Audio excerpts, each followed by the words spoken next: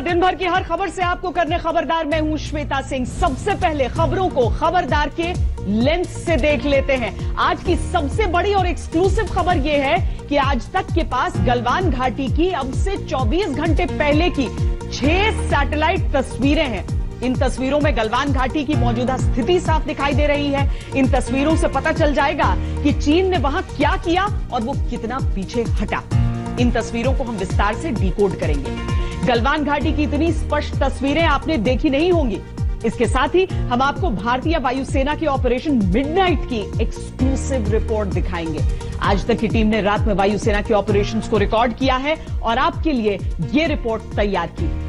Sukhoi, मिग-29, Apache, Chinook जैसी वायु शक्तियों के बीच संवाददाता मंजीत सिंह नेगी की यह रिपोर्ट आपको रोमांचित कर देगी। बड़ी खबर यह है कि रक्षा मंत्री राजनाथ सिंह ने बीआरओ यानी सीमा सड़क संगठन के अधिकारियों के साथ एक अहम बैठक की है। 1 घंटे चली इस बैठक में बीआरओ के अधिकारियों ने रक्षा मंत्री को पाकिस्तान से जुड़ी एलओसी और चीन से जुड़ी एलएसी पर चल रहे इंफ्रास्ट्रक्चर के काम के बारे में जानकारी दी है। आज तक ने लद्दाख के उन तमाम इलाकों में रिपोर्टिंग की है जहां तेजी से सड़कों और पुलों का निर्माण हो रहा है। आज की एक अच्छी खबर यह है कि भारत के बाद अब अमेरिका भी चाइनीज ऐप्स पर बैन लगाने के मूड में है। अमेरिका के विदेश मंत्री माइक पॉम्पियो ने टिकटॉक समेत चाइनीज ऐप्स पर बैन लगाने का संकेत दिया है। अमेरिका में चाइनीज ऐप्स हर 3 महीने में 5,200 करोड़ रुपए से ज्यादा की कमाई करती है। इसीलिए यह फैसला चीन को चुभने वाला है और ये एक विश्वव्यापी मुहिम में तब्दील हो सकता है जिसके तहत तमाम देश चीन का विरोध करेंगे। कुछ ही दिनों में टिकटॉक हांगकांग से भी बाहर हो जाएगा। इसकी क्या वजह है, यह भी आपको आगे बताएंगे। आज तक की एक एक्सक्लूसिव खबर यह भी है कि भारत सरकार ऐसी कंपनियों की पहचान करके उनकी लिस्ट बना रही है जो चीनी सेना पीएलए से रिश्ते रखती है। ऐसी कंपनियों पर कड़ी कार्रवाई होने वाली है क्योंकि यह सारा डेटा, सारी जानकारी चीनी सेना को देती है। ये कंपनियां कमाती हिंदुस्तान में है लेकिन मदद चीन की करती है। भारत की खुफिया एजेंसियों की नजर ऐसी चीनी कंपनियों और निवेशकों पर है। राष्ट्रीय सुरक्षा की दृष्टि से यह एक बहुत बड़ी खबर है। आपके काम की खबर यह है कि सीबीएसई ने अगले साल के लिए अपने सिलेबस में 30% कटौती का ऐलान कर दिया है। इसके तहत 2020-21 के शैक्षिक स्तर के लिए सत्र के लिए 9वीं से 12वीं तक के कोर्स में 1/3 कमी कर दी गई है, जबकि 8वीं तक की कक्षाओं के लिए स्कूल खुद एनसीईआरटी के दिशा निर्देशों के तहत सिलेबस तैयार करेंगे। अच्छी खबर यह भी है कि दुनिया में सबसे सस्ता मोबाइल डेटा भारत में मिलता है। दुनिया के 155 देशों पर विजुअल कैपिटलिस्ट की रिपोर्ट में यह बात सामने आई है। भारत में 1 GB डेटा की कीमत $0.09 यानी ₹6.73 है, जबकि अफ्रीका के मालावी में मोबाइल डेटा सबसे महंगा है। वहां 1 GB डेटा की कीमत $27.4 यानी ₹2,050 है। ट्राई की 2019 की रिपोर्ट कहती है कि भारत में पिछले 5 सालों में मोबाइल डेटा की कीमतों में 22 गुने की कमी आई है, जबकि डेटा की खपत 56 गुना बढ़ गई है। भारत के लोग दुनिया में सबसे ज्यादा मोबाइल डेटा खर्च कर रहे हैं। भारत की वायुसेना के वीर लद्दाख में एलएसी पर बहुत सतर्क हैं। आज तक ने आपको वायुसेना की रिपोर्ट की तैयारियों की रिपोर्ट पहले भी दी थी, लेकिन अब हम आपको वायु वीरों का एक्शन एट मिडनाइट दिखाएंगे। रात में भारतीय वायुसेना की ये वो गर्जना है जिसे सुनकर चीनी सैनिकों के होश उड़ जाएंगे। वायुसेना के सुखोई और मिग-29 जैसे विमानों के ऑपरेशंस को आज तक संवाददाता मंजीत सिंह नेगी और उनके कैमरा पर्सन संजय चौधरी ने रिकॉर्ड किया है। रोमांच से भर देने वाली ये रिपोर्ट देखिए। आधी रात को आसमान में भारत का शक्ति प्रदर्शन। चौकन्ना चिनूक, अपाचे की उड़ान, हेलीकॉप्टर से हुंकार, फाइटर जेट भी तैयार। दिन हो या रात, वायुवीर अलर्ट। ये घातक हथियारों से लैस अपाचे हेलीकॉप्टर है जो दुश्मन के लिए उड़ती मौत है। ये कारगिल में पाकिस्तान को धूल चटाने वाले मिग-29 की उड़ान है। ये दुनिया के सबसे बेहतरीन हेवीवेट हेलीकॉप्टर्स में से एक चिनूक है। जब पड़ोसी चीन जैसा हो तो तैयारी भारतीय वायुसेना जैसी ही होनी चाहिए। दिन हो या रात, चीन को किसी भी वक्त जवाब देने के लिए वायुसेना पूरी तरह तैयार है और ये तस्वीरें इसकी गवाह हैं। आज हम दिखा रहे हैं कैसे होती है युद्ध की तैयारी, वायुसेना के फाइटर जेट्स कैसे किए जाते हैं हथियारों से लैस, जमीन पर फाइटर जेट्स को उड़ाने के लिए तैयार किए जाने से लेकर आसमान में उनकी हलचल मचाने तक की दास्तान आपको सुनाएंगे वायुवीरों के मिशन मिडनाइट की पूरी कहानी। आपके लिए हमारे संवाददाता मंजीत नेगी ये एक्सक्लूसिव रिपोर्ट लेकर आए हैं। 2 दिन पहले हमने आपको आज तक पर लद्दाख में चीन से लगने वाली सरहद पर एक फॉरवर्ड एयर बेस से वायुसेना के दिन के ऑपरेशन की एक्सक्लूसिव तस्वीरें दिखाई और इस वक्त हम आपको वायुसेना के नाइट ऑपरेशन की एक्सक्लूसिव तस्वीरें दिखा रहे हैं। इस वक्त चीनी सेना के साथ विवाद के बीच वायुसेना दिन और रात 24 घंटे हर वक्त तैयार है। चीन का कोई भी भरोसा नहीं, इसीलिए बिना रुके बिना थमे वायुसेना तैयारी कर रही है। चीन की चालबाजियों पर नजर रखने के लिए फाइटर जेट्स सुखोई और मिग-29 सरहद की हर हद तक जाकर निगरानी कर रहे हैं। अपाचे Mi-17 हेलीकॉप्टर भी युद्ध स्तर पर अपने अपने काम को अंजाम दे रहे हैं। मौजूदा वक्त में चीनी सेना के साथ तनाव के बीच वायुसेना के लड़ाकू विमान और हेलीकॉप्टर पूरी रात नाइट ऑपरेशन कर रहे हैं। इस वक्त हम आपको अपाचे हेलीकॉप्टर दिखा रहे हैं जो कि एक ऑपरेशन के लिए तैयार है। इसकी खासियत दिखाते हैं, मारक क्षमता दिखाते हैं। इस पर दुश्मन के खिलाफ कार्रवाई के लिए एक मिसाइल पॉट लगाया गया है जिससे दुश्मन के खिलाफ मिसाइल से हमला किया जा सकता है। साथ ही मशीन गन भी इस पर तैनात की गई है जो कि दुश्मन के खिलाफ रात के वक्त भी कार्रवाई कर सकती है और साथ ही इसका रडार सिस्टम आगे लगा हुआ है। और अगर अपाचे हेलीकॉप्टर हाल में ही अमेरिका से खरीदे गए हैं और इस हेलीकॉप्टर की खासियत यही है कि इस वक्त खासतौर के लद्दाख के जिस इलाके में भारतीय सेना चीनी सेना के साथ आमने सामने खड़ी है उस इलाके में ये किसी भी ऑपरेशन के लिए बेहतर माना जाता है। हमारे संवाददाता मंजीत सिंह नेगी की अगुवाई में हमारी टीम 8 बजे फॉरवर्ड बेस पर पहुंचती है। तापमान 15 डिग्री सेल्सियस, बर्फीली हवाएं ठंड के असर को और बढ़ाती हुई इस ठंड में वायुसेना की सरगर्मी देख दुश्मन को भी ताक देनी पड़ जाए। ये तस्वीरें उसी वक्त की हैं। दुश्वारियों के बीच भी दुश्मन की किसी भी अप्रत्याशित दगाबाजी से बचने के लिए नजर बनाए रखना जरूरी है। ये सब कुछ इसीलिए हो रहा है। इस वक्त हम आपको चिनूक ट्रांसपोर्ट हेलीकॉप्टर का ऑपरेशन दिखा रहे हैं रात के वक्त और इस जैसे हालात चीन सरहद पर बने हुए हैं ऐसे में वायुसेना के ट्रांसपोर्ट हेलीकॉप्टर की पूरी रात ऑपरेशन को अंजाम दे रहे हैं। इस वक्त भारतीय वायुसेना के पास ऐसे ट्रांसपोर्ट हेलीकॉप्टर 15 मौजूद हैं और ख़ासतौर से ऊंचे पहाड़ी इलाकों में जो हमारे जवान फॉरवर्ड पोस्ट पर मौजूद हैं उन तक राशन हथियार पहुंचाने में अहम भूमिका निभाते हैं। सबसे पहले आपको कॉम्बैट हेलीकॉप्टर अपाचे का नाइट ऑपरेशन दिखाते हैं। ये ग्राउंड स्टाफ उड़ान भरने से पहले तैयारी कर रहे हैं। इस वक्त रात के 9 बज रहे हैं। इस फॉरवर्ड एयर बेस से वायुसेना का अपाचे हेलीकॉप्टर नाइट ऑपरेशन के लिए तैयार हो रहा है।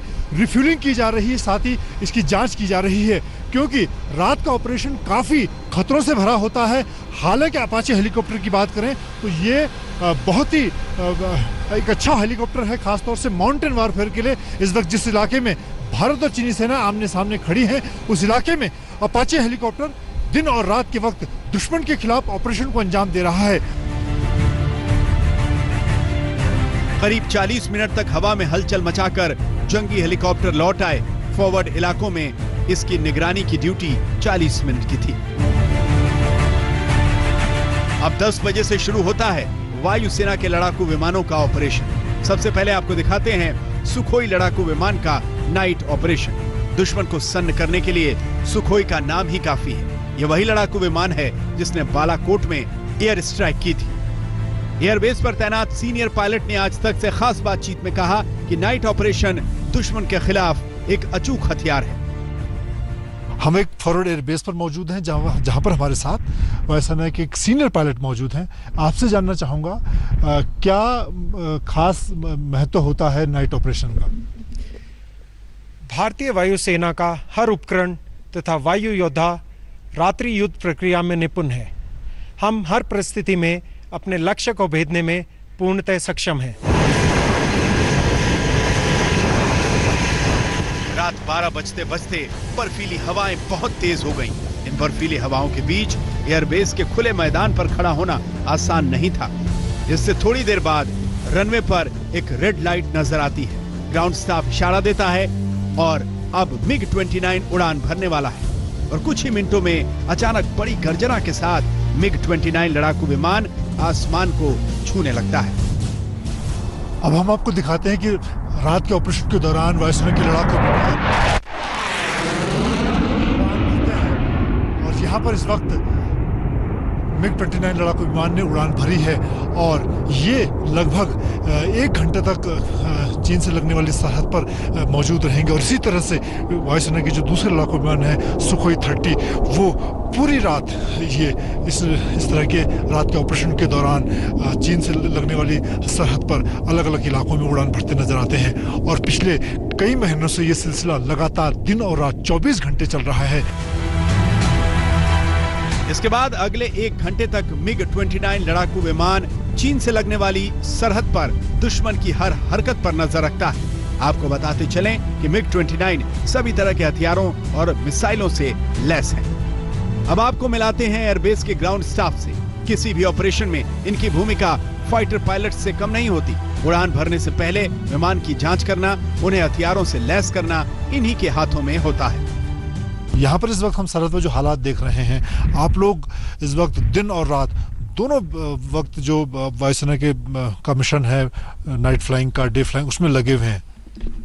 हम लोग यहाँ पर वायुसेना के जितने भी वायुयान हैं और उपकरण हैं, उन सबको रख रखाव के लिए तैयार रखते हैं, जो कि हमारे लिए हमेशा तैयार रहते हैं और उसको हम हमेशा हर तरह से हम जिससे हम सक्षम रहें और अपने देश के लिए हम अपनी रक्षा कर सकें।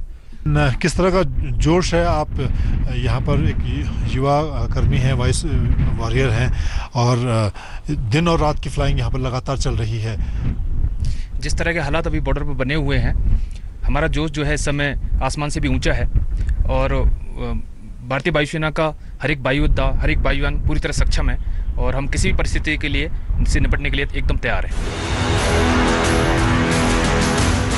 इस फॉरवर्ड एयर बेस पर वायुसेना की दिन और रात की तैयारियों को देखकर पूरे देश को यह भरोसा हो गया कि भारत चीन को हर परिस्थिति में जवाब देने में सक्षम है। भारत की इस तैयारी में ड्रैगन के लिए संदेश है कि वो दूरी बनाकर रखे और अपनी हदों में रहे। कैमरामैन संजय चौधरी के साथ Manjeet Negi, forward air base, Ladakh, आज तक। अब गलवान घटना पर चीन के सरकारी न्यूज चैनल के विश्लेषण की पोल खोल। चीन के CCTV 4 चैनल ने 15 जून की गलवान घटना पर विस्तृत कार्यक्रम बनाया और बिना तारीख वाली सैटेलाइट तस्वीरों से यह दावा किया कि भारतीय सेना ने अतिक्रमण की कोशिश की थी। लेकिन चीन का यह प्रोपेगेंडा तथ्यों पर खरा नहीं उतरता। चीन के विक्टिम कार्ड की हवा निकालने वाली आज तक की यह रिपोर्ट देखिए।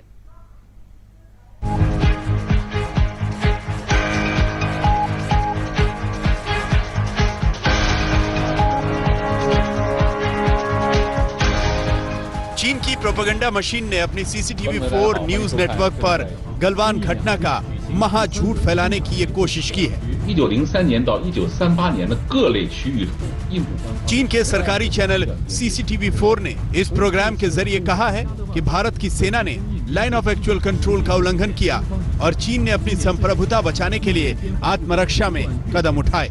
5月6号，印方部队越线进入中国领土，构攻设障。 लेकिन 6 जुलाई की CCTV 4 की ये प्रोग्रामिंग चीन की ही पोल खोलती है।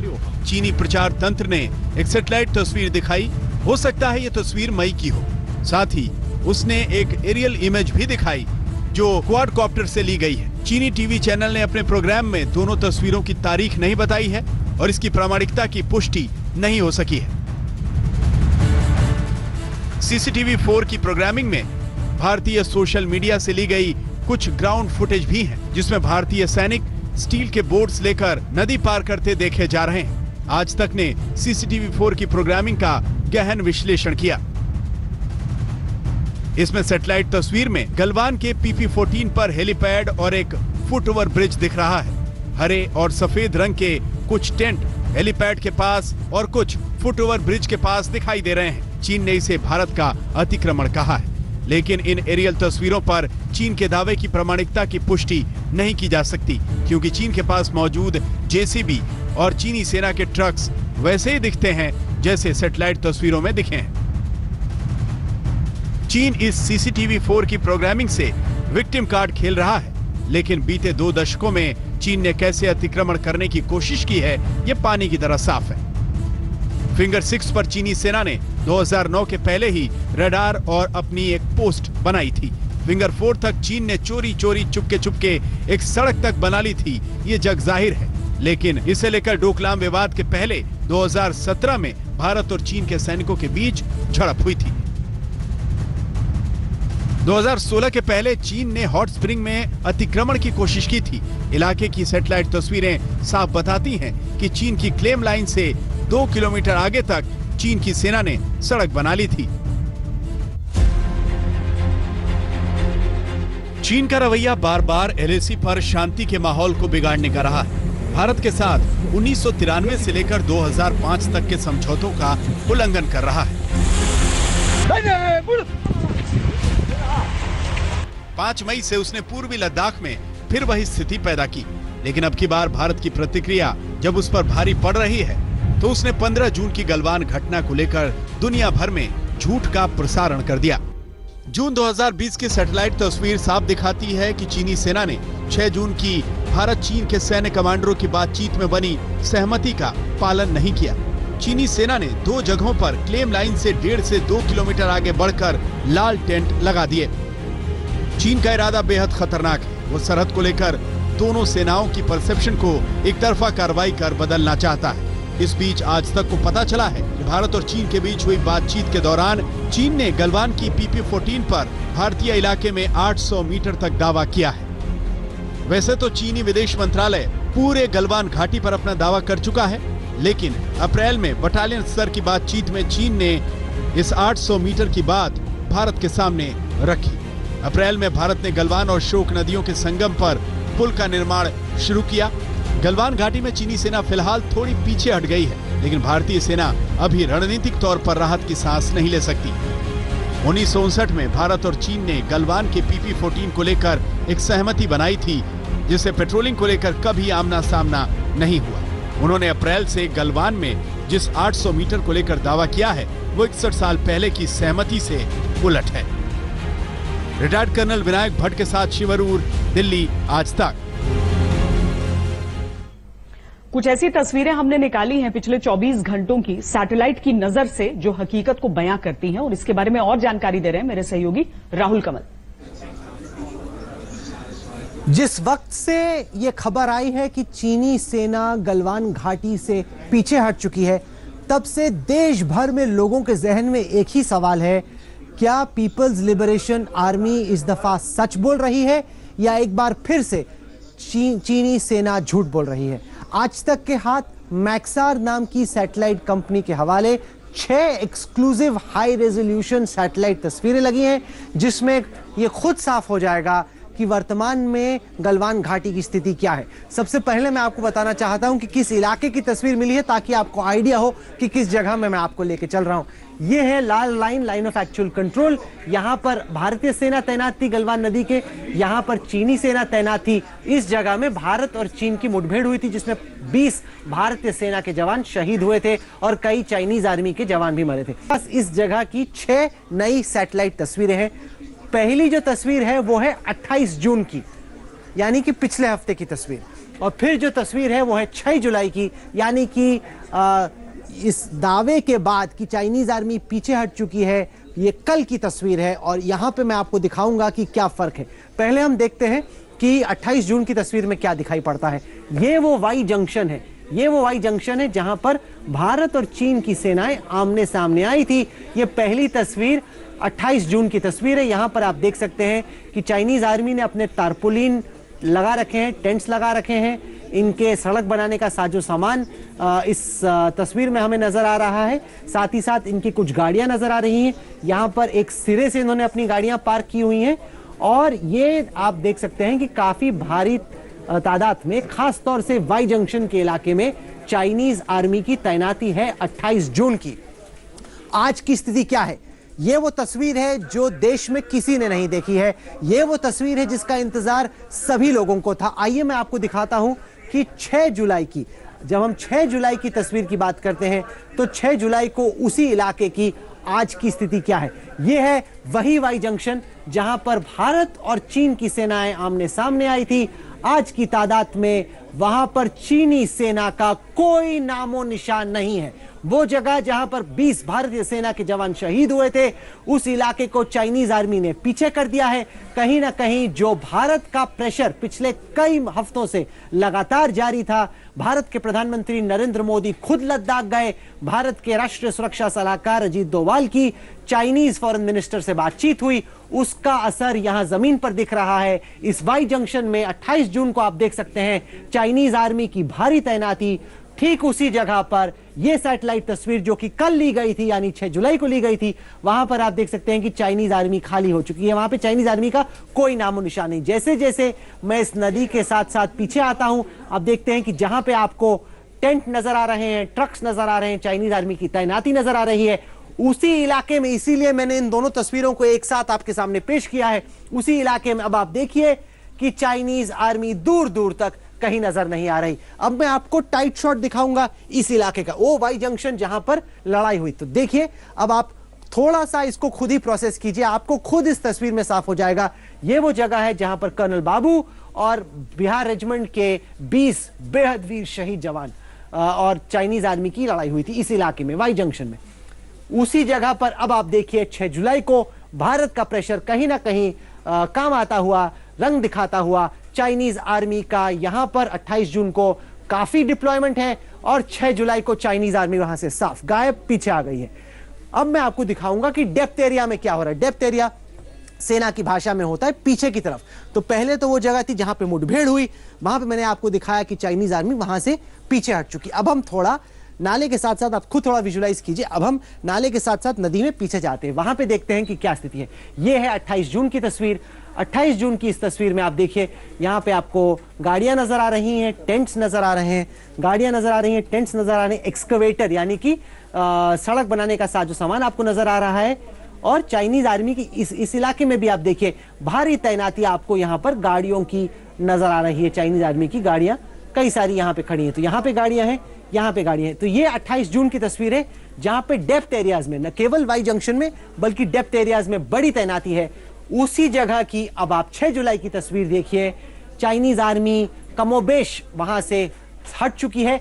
कुछ यहां पर तैनाती, ये बड़ा एक स्ट्रक्चर है, बड़ा ढांचा है, बड़ा टेंट है, उस टेंट के अंदर क्या है ये तो आज तक को नहीं मालूम, लेकिन एक बड़ा टेंट है और उनका कुछ ना कुछ साजो सामान यहां पर रह गया। लेकिन कुल मिला के चाइनीज आर्मी उस इलाके से पीछे हट चुकी है जहां पर भारत और चीन की सेनाएं आमने सामने आई थी। कहीं ना कहीं भारत का जो मिलिट्री और डिप्लोमेटिक प्रेशर था वो चाइना पर रंग ला रहा है। यह है गलवान घाटी की एक्सक्लूसिव सैटेलाइट तस्वीरें जो अभी हमने आज तक को अपने दर्शकों को दिखाई।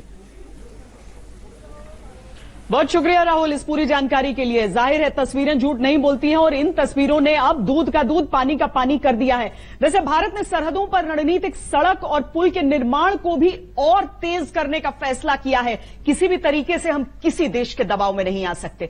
रक्षा मंत्री राजनाथ सिंह ने आज बीआरओ के अधिकारियों के साथ एक समीक्षा बैठक की। इस बैठक में चीन सरहद के साथ पाकिस्तान से लगे लाइन ऑफ कंट्रोल पर भी रणनीतिक निर्माण को लेकर चर्चा हुई। राजनाथ सिंह ने साफ कहा कि सड़क निर्माण को और तेज किया जाए ताकि सेनाओं के मूवमेंट में कोई दिक्कत ना आए। बीआरओ के DG lieutenant general Harpal Singh ने राजनाथ सिंह को मौजूदा रणनीतिक सड़कों पर पूरी जानकारी दी। ये वो पुल है जिसने चीन की चिंता बढ़ा दी है। ये वो सड़क है जिससे चीन सख्ते में आ गया है। सिर्फ 3 महीने में 3 पुल बने और चीन को चिंता होने लगी। लेकिन ये तो शुरुआत है, आगे चीन को बहुत सारे झटके लगने वाले हैं। रक्षा मंत्री राजनाथ सिंह ने बीआरओ यानी सीमा सड़क संगठन के अधिकारियों के साथ एक बैठक की है। बीआरओ के प्रमुख लेफ्टिनेंट जनरल हरपाल सिंह ने राजनाथ सिंह को पाकिस्तान से जुड़ी एलओसी और चीन से जुड़ी एलएसी पर चल रहे इंफ्रास्ट्रक्चर के काम के बारे में जानकारी दी। 1 घंटे चली इस बैठक में बीआरओ के अधिकारियों ने रक्षा मंत्री को बताया कि कि उन सभी इलाकों में पूरी ताकत के साथ सड़कें और पुल बनाने का काम चल रहा है, जो सामरिक नजरिए से अहम है। आज तक ने लद्दाख के उन तमाम इलाकों में रिपोर्टिंग की है जहां सड़कों और पुलों का निर्माण हो रहा है।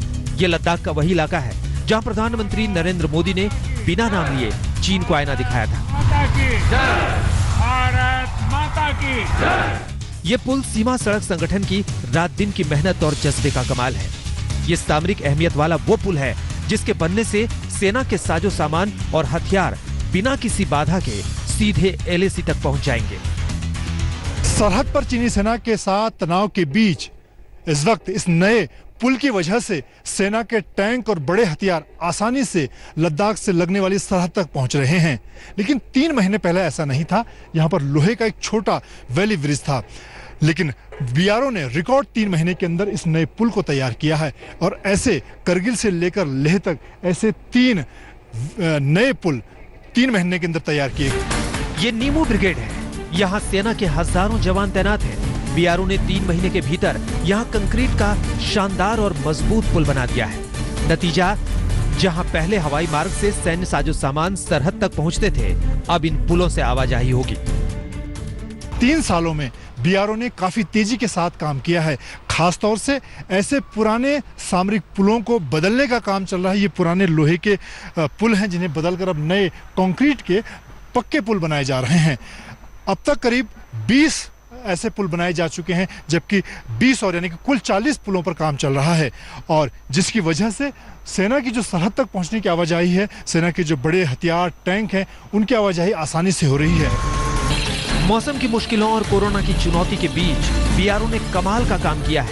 ऐसे 3 पुल 3 महीने में बनकर तैयार हो चुके हैं, जिनसे सेना को नई ताकत मिली है। लोहा ब्रिज था, बेली ब्रिज, जो कि कोई सक्षम नहीं था कि वो लोड क्लास 24R था। और ये जो है इसको रिकॉर्ड टाइम पे 3 महीने में बनाया गया था कि रिक्वायरमेंट के लिए, आर्मी का रिक्वायरमेंट के लिए, ताकि इसमें कोई भी किस्म की गाड़ी जो है ये LAC की तरफ जा सकती है। इसमें अभी कोई रुकावट नहीं है और गाड़ी आराम से पार कर सकती है कि लद्दाख होती हुई LAC की तरफ जाएगी। दाद देनी पड़ेगी सीमा सड़क संगठन की, जो मुश्किल हालात में भी अपनी जिम्मेदारी बखूबी निभा रहे हैं। लद्दाख में भारत की चीन के साथ 1200 किलोमीटर लंबी LAC है। इस इलाके में BRO 40 सामरिक पुलों का निर्माण कर रहा है। पिछले 3 सालों में 20 सामरिक पुल बनकर तैयार हो गए हैं। चीन के भय के कारण है कि जिस तेज गति से स्ट्रेटजिक रोड्स बन रहे हैं, उससे चीन चिंतित है, क्योंकि स्ट्रेटजिक रोड्स बनने के बाद जो इंडियन आर्म्ड फोर्सेस आर्मी है, उसका मूवमेंट बहुत ही आसान हो जाएगा। बहुत जल्दी वो मूवमेंट कर पाएगा, अपने ट्रुप्स को मूव। भारत खुद को सरहद पर बहुत शक्तिशाली। चीन के सोशल मीडिया ऐप्स पर भारत के बाद अब अमेरिका ने भी सख्ती दिखाने का मूड बना लिया है। अमेरिका के विदेश मंत्री माइक पोम्पियो ने टिकटॉक समेत चाइनीज ऐप्स पर बैन लगाने का संकेत दिया है। अमेरिका में टिकटॉक के 4.5 करोड़ यूजर्स हैं। हालांकि वहां ऐप्स के डाउनलोड ज्यादा हैं। अमेरिका में चाइनीज ऐप्स हर 3 महीने में 5,200 करोड़ रुपए से ज्यादा की कमाई कर लेते हैं। इसीलिए यह फैसला चीन को चुभने वाला है। इसके अलावा कुछ ही दिनों में टिकटॉक हांगकांग से भी बाहर हो जाएगा। टिकटॉक ने यह फैसला हांगकांग में नया सुरक्षा कानून लागू होने के बाद लिया है। चीन ने 1 जुलाई से हांगकांग में सुरक्षा कानून लागू किया था। इस विवादित कानून में यह प्रावधान है कि कोई विरोध प्रदर्शन के लिए सोशल मीडिया का सहारा लेगा तो सोशल मीडिया कंपनी पर कार्रवाई हो सकती है। दूसरी ओर टिकटॉक पर चीन की सरकार के फेवर में कंटेंट और यूजर के डेटा को मैनेज करने के आरोप भी लगते रहे हैं।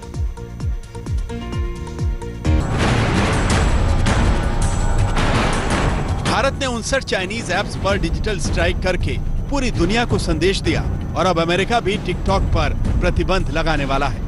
एशिया में चीन जिस तरह से अपने आक्रामक और विस्तारवादी प्लान को पूरा करने में जुटा है, उसे देखते हुए अमेरिका ये कदम उठाने जा रहा है। US secretary of state Mike Pompeo ने कहा कि ट्रंप प्रशासन टिकटॉक समेत तमाम चाइनीज ऐप्स पर लगाम लगाएगा। इस मामले में अंतिम फैसला अब अमेरिकी राष्ट्रपति ट्रंप पर छोड़ा गया है और ट्रंप इन दिनों बार बार चीन को सजा देने की बातें कर रहे हैं और चीन के खिलाफ वीर रस भरे डायलॉग मार रहे हैं। China's secrecy, deceptions and cover-up allowed it to spread all over the world, 189 countries, and China must be held fully accountable. America ने अगर टिकटॉक समेत तमाम चाइनीज ऐप्स पर बैन लगाया तो चीन को गहरी चोट लगेगी। अमेरिका में चाइनीज ऐप्स हर 3 महीने में 70 करोड़ अमेरिकी डॉलर यानी 5,240 करोड़ रुपए कमाते हैं। टिकटॉक अमेरिका का तीसरा सबसे लोकप्रिय ऐप है और वहां इस ऐप के 16.5 करोड़ डाउनलोड्स हो चुके हैं। इस ऐप का रेवेन्यू पिछले साल करीब 9 करोड़ अमेरिकी डॉलर यानी 673 करोड़ रुपए था। 29 जून को मोदी सरकार ने चीन से जुड़े 59 ऐप्स पर बैन लगा दिया था, जिसमें टिकटॉक ऐप भी शामिल था और ये फैसला राष्ट्रीय सुरक्षा को ध्यान में रखते हुए लिया गया था। हम लोगों ने 59 ऐप को बैन किया है, कानूनी कार्रवाई होगी उसकी, लेकिन ये उसमें टिकटॉक भी है, पता है ना आपको? भारत की जनता की निजता के ऊपर, भारत की जनता की डेटा की चोरी के ऊपर, भारत की जनता के डेटा को भारत से बाहर भेजने के किसी कार्रवाई पर हम बहुत सख्त हैं। एलएसी पर चल रहे तनाव के दौरान चीन को जवाब देने के लिए भारत ने ऐप्स बैन करने का फैसला किया और अमेरिका में तमाम नेताओं ने इस फैसले की तारीफ की है और चीन के आक्रामक और घटिया आचरण की निंदा की है। I mean, look what China did in the southwest. It's essentially invaded India over the last few weeks and killed Indian soldiers. No country on China's periphery right now is safe from Chinese aggression. All those countries want a close relationship with the United States. We ought to have one. Taiwan से लेकर Japan तक, America से Australia तक पूरी दुनिया ने चीन की कूटनीतिक धोखेबाजी और जमीन हड़पने की नीति को पहचान लिया है। अब सारे देश ड्रैगन को नियंत्रण में रखना चाहते हैं। आज तक ब्यूरो।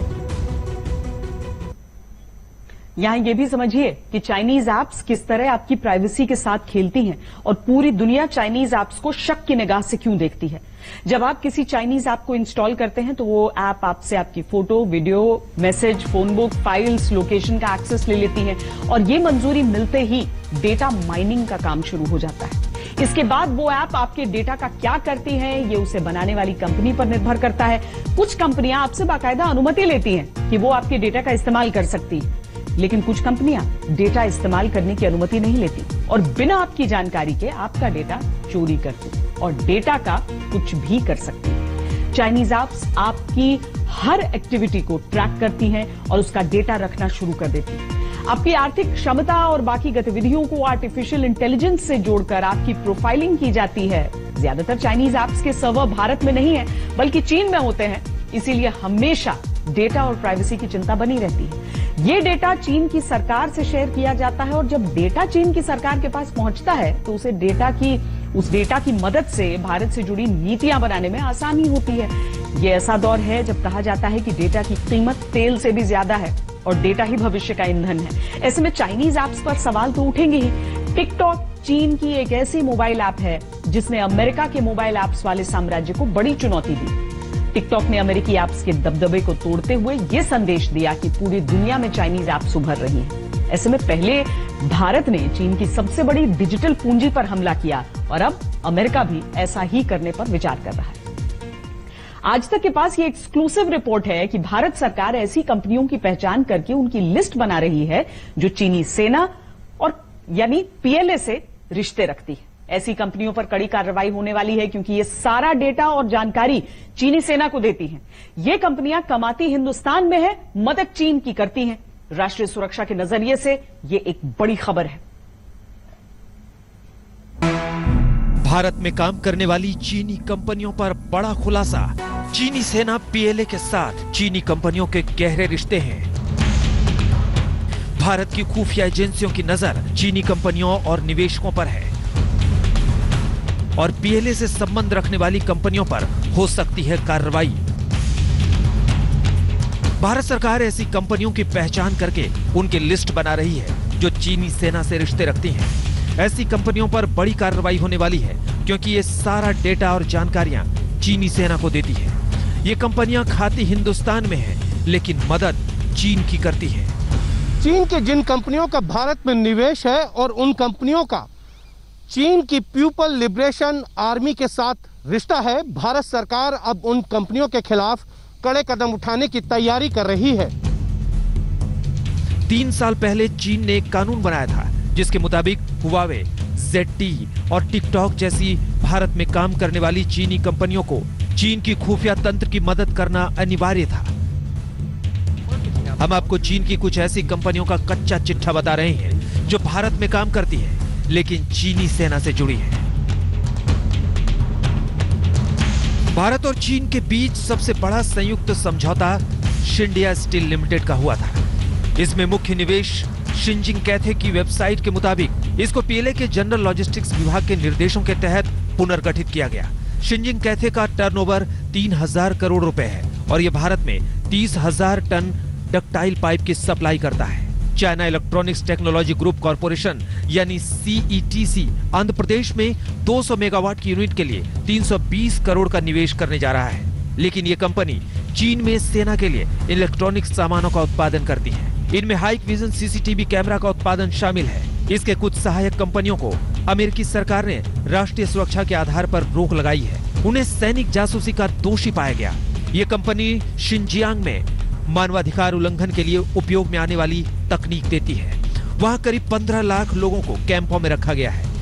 उनके जो लिंकेजेस हैं ये हम लोग अब देखना शुरू किए हैं ओपनली कम से कम, लेकिन अगर आप देखें तो रैंड कॉरपोरेशन की एक बहुत बड़ी स्टडी थी। उससे पहले पेंटागन ने काफ़ी कंपनीज ने 1999 से चला रखा है कि किस तरह से उसको देखा जाए, कौन सी कंपनीज चाइना की जो है वो मिलिट्री के साथ में या पीएलए जो उनकी है उसके साथ में मिलकर के काम करती है, उन सब के पूरे प्रोफाइल बनाए जाएँ और उनको इस तरह की एक्सचेंज करने दी जाए। आप जानते हैं कि आजकल सबसे बड़ा जासूसी का जो चीज़ है वो इंडस्ट्रियल एस्पिनाज और इकोनॉमिक इंटेलिजेंस या मिलिट्री इंटेलिजेंस को बोलते हैं। एक अमेरिकी विभाग की रिपोर्ट के मुताबिक military civil fusion initiative of China चीनी सरकार की मिलिट्री नीति पर काम करता है। इसमें अलीबाबा और टेंसेंट जैसी कंपनियां शामिल हैं जो भारत में काम करती है। अलीबाबा ने भारत में पेटीएम, जोमेटो और बिग बास्केट में निवेश किया है। वहीं टेंसेंट ने भारत में टेकस्पेस में निवेश किया है। इसने ओला कैब में $400 मिलियन का निवेश किया था तो फ्लिपकार्ट में $700 मिलियन का। SAIC मोटर कॉर्पोरेशन लिमिटेड एक तरफ भारत में काम करती है तो दूसरी तरफ इसकी एक कंपनी नंजिंग ऑटोमोबाइल्स है जो पहले पीएलए के वाहनों की रिपेयरिंग की यूनिट हुआ करती थी। अब सरकार ने इन पर नकेल कसने की तैयारी की है। जाहिर है इन कंपनियों के लिए अब दोहरी निष्ठा का सवाल मुसीबत बनने वाला है। LAC पर चीन की सेना को पीछे हटना पड़ रहा है तो दूसरी तरफ भारत चीन पर आर्थिक प्रतिबंध लगाकर चीन को यह संदेश दे रहा है कि भारत अब 1962 का भारत नहीं है बल्कि आज का भारत मजबूत भी है और सशक्त भी। कैमरामैन संजीव कुमार के साथ हिमांशु मिश्रा, दिल्ली, आज तक। चीन के इस कानून को नेशनल इंटेलिजेंस लॉ यानी NIL कहा जाता है। इस कानून के आर्टिकल 7 के अनुसार चीन से ताल्लुक रखने वाले सभी संगठन और नागरिक राष्ट्रीय खुफिया प्रयासों का समर्थन करेंगे और सहयोग देंगे। इसका मतलब यह है कि चीनी कंपनियां और नागरिक चीन की खुफिया एजेंसियों की मदद के लिए कानूनी रूप से बाध्य हैं और यूजर्स का डेटा चाइनीज सरकार के पास जमा करना उनके लिए कोई जुर्म नहीं है। चीन के इसी कानून का आर्टिकल 9 कहता है कि जो नागरिक और संगठन राष्ट्रीय खुफिया प्रयासों में बड़ा योगदान देंगे उन्हें चीन की सरकार अवार्ड देगी, सम्मान देगी। पीओके में चीनी प्रोजेक्ट को लेकर स्थानीय लोगों का आक्रोश फूटा है। भारतीय रुपयों में तकरीबन 18,000 करोड़ का यह प्रोजेक्ट पीओके की नदियों पर चीनी कब्जे को मंजूरी देता है। लिहाजा चीन से पाकिस्तान का यह सौदा स्थानीय लोगों को मंजूर नहीं है और वो सड़कों पर उतर आए।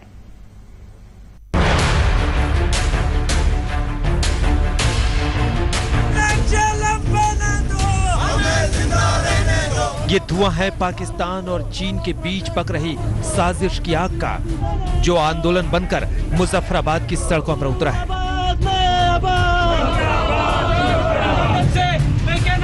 जिस चीन की धोखेबाज फितरत ने उसको दुनिया से अलग थलग कर दिया है, उस चीन के साथ मिलकर कमाई करने की पाकिस्तान की चाल अब उसे ही महंगी पड़ती नजर आ रही है। मुजफ्फराबाद में झेलम और नीलम नदी के पास पाकिस्तानी सरकार चीन की मदद से एक डैम बना रही है, जिसके विरोध में लोग सड़कों पर उतरे हैं। हम ये मुतालबा करते हैं दरिया बचाओ कमेटी को कोला प्रोजेक्ट की तरफ मार्च करना चाहिए और वहाँ उस वक्त तक बैठ जाना चाहिए जब तक वो कोला प्रोजेक्ट बंद नहीं होता। पीओके में जल विद्युत परियोजना के लिए चीन की एक कंपनी ने पाकिस्तान के साथ 18,000 करोड़ रुपए का करार किया है, जिसके तहत नीलम झेलम नदी पर बांध बनाया जाएगा। इस पावर प्लांट से 1124 मेगावाट बिजली तैयार की जाएगी। प्रोजेक्ट के तहत 20 किलोमीटर लंबी नहर बनाई जाएगी जो मुजफ्फराबाद से होकर गुजरेगी। ये पावर प्लांट महत्वाकांक्षी योजना चीन पाकिस्तान इकोनॉमिक कॉरिडोर सीपीईसी का हिस्सा है। प्लांट के लिए पीओके की कई नदियों पर कब्जा किया जा रहा है, जो कि संयुक्त राष्ट्र सुरक्षा परिषद के प्रस्ताव का उल्लंघन है। 2018 में भी मुजफ्फराबाद के लोगों ने नहर के डिजाइन को लेकर विरोध किया था। जिस चीन से पूरी दुनिया पल्ला झाड़ रही है, कर्ज में डूबा पाकिस्तान पैसों के लालच में उसकी चाल का हिस्सा बनता जा रहा है। पाकिस्तान के विदेश विभाग ने प्रधानमंत्री इमरान खान को एक रिपोर्ट सौंपी है, जिसमें पाकिस्तान की चीन नीति पर विचार करने को कहा है। रिपोर्ट में साफ कहा गया है कि अगर पाकिस्तान ने चीन से ऐसी ही दोस्ती बनाए रखी तो दुनिया की महाशक्तियों के गुस्से का वो शिकार हो सकता है। उधर इमरान बार बार इस बात को दोहरा रहे हैं कि वो सीपीईसी योजना को जरूर पूरा करेंगे। खबरदार में आज के लिए इतना ही। देश और दुनिया की बाकी खबरों के लिए आप देखते रहिए आज तक। नमस्कार, मैं हूं अंजना ओम कश्यप। हमें उम्मीद है ये वीडियो आपको पसंद आया होगा। लेटेस्ट खबरों के लिए यूं ही देखते रहिए आज तक, और इस वीडियो के पसंद आने पर लाइक, शेयर एंड सब्सक्राइब करना ना भूलें।